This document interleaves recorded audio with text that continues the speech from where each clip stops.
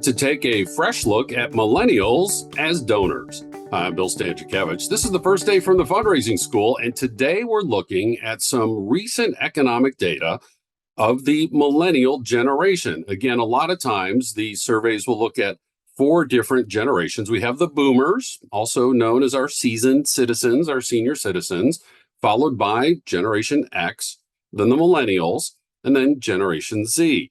And we've been taking a look at what's been happening with millennials, especially if you compare them to their ancestors, their parents and their grandparents, in all sorts of behaviors, including their charitable giving. And some recent data have come out to demonstrate opportunities for fundraisers to be approaching millennials as prospective donors. First of all, the Giving Institute came out with a survey. They studied all four generations, and they found, not surprisingly, that boomers donate the most on average per household. The oldest generation donating the most. That's been true for decades, whoever the oldest generation tends to be.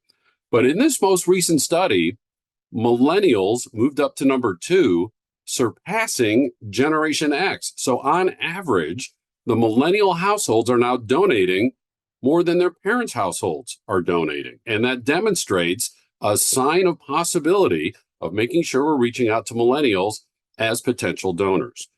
There's a researcher, Jean Twenge, and she's taken a look at giving by generations and economic data by generations. And, there's always been this heavy feeling that millennials have been left behind. They suffered during the Great Recession. They suffered during COVID. They entered the workforce when, the economy was down, and therefore they've had all this hardship. They have all this college debt, all of these negative things that we've heard about millennials and their financial condition. And certainly you can't paint a broad brush and say that everybody's doing great or everybody's doing poorly. But Twenge's data show that millennials they're not just doing well, she claims they're actually thriving financially, and she has the data to back this up.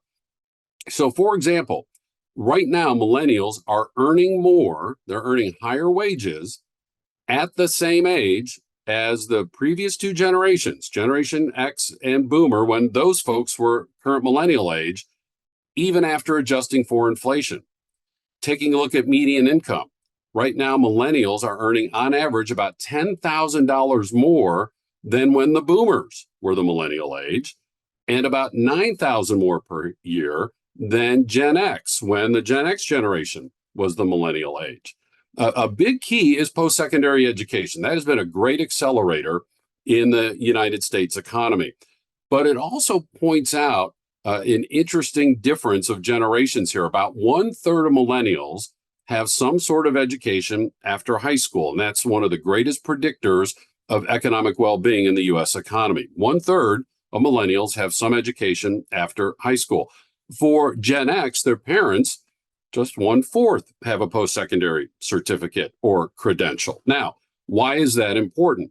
Because when you put those last two data points together, the median wages of millennials compared to X and Boomer, and then post-secondary education, Gen X actually had a head start academically. They went to work at age 18 and 19. The millennials were in school for 4, 5, 6, or more years before they entered the economy. And yet, on a median comparison, they're doing better economically than their parents and their grandparents. It makes that difference even more stark. One of the predictors of charitable giving is homeownership. And we've all heard these stories, right? You probably have them in your friend group as well, or you find out from your friend that their daughter has graduated from college. This is a true story, happened to me. And I asked my friend, well, what's your daughter going to do? And he said, well, she's moving to Boston. And I said, what's she going to do in Boston? He said, well, she doesn't have a job. She just wants to live in Boston. Well, when I grew up, you moved away from home, but there was this one thing you had first. It was called a job, right? And how many times did we hear, millennials, they went to Boston, wonderful, exciting place to live. But then they wanted to go see Seattle and they lived there for a while. But then Austin, that's the cool kids table. So they went down and lived in Austin for a while. And then Asheville emerged and they lived there for a while. And, they're moving all around from one town to the next. And that lifestyle preference was something that really suited them. Well, no wonder that maybe they weren't as active philanthropically, since most giving is local. And if you're moving a lot, you're never really local. So that's why the home ownership statistics are very important. All those houses were being purchased during the worst days of COVID. About 60% of first-time mortgages were going to millennials. Millennials started settling down, started buying houses. And when you look at the overall data right now, about 48% of millennials live in the house that they own. How does that compare to Gen X? When Gen X was millennial age, for Gen X, it was 50%. So millennials are still a couple percentage points behind. And no doubt in the current economy, it's going to be hard to catch up as the interest rates, at least in the eyes of the millennials, are comparatively high. Prices, of course, have gone up enormously. Housing supply is down as people who refinanced to those lower mortgage rates back in the worst days of COVID are hanging on to their houses and not moving. So no doubt there's some challenges and some difficulties. But when you just look at the overall macro data, millennials aren't too far off in home ownership when we compare them to Gen X. And again, over 90% of charitable giving is local. More millennials are putting down roots with home ownership. What we also know from the social science data, more millennials are getting married or partnering and forming households. More of them are bringing children into this world. And again, those are also predictors of charitable giving, not just home ownership, but having that significant other, especially through marriage, bringing children into the household. All of this can be affiliated with charitable giving and is another green light indicating why we should be paying more attention to millennials as prospective donors. Something else of interest came out in that Giving Institute comparison of generations. The generation most likely to enjoy direct mail. Now, you might think it's the boomers, seasoned citizens. They're used to going to that mailbox every day. It was actually millennials. So for folks who think, direct mail in this digital age with artificial intelligence and fundraising, direct mail is so yesterday. Not to the millennials. They are the generation most inclined to enjoy and appreciate direct mail. And when I teach, we have a lot of fun with this when I teach for the fundraising school. In our classes, we'll have some millennials and they'll raise their hand and they'll say, yeah, absolutely right. Because I'm looking at email all day. I'm on my screens and my technology all day. And it's nice to finally just hold a piece of paper in my hand. And then I can take that piece of paper and set it off to the side and remind myself to make that donation, even if I go online to make the donation.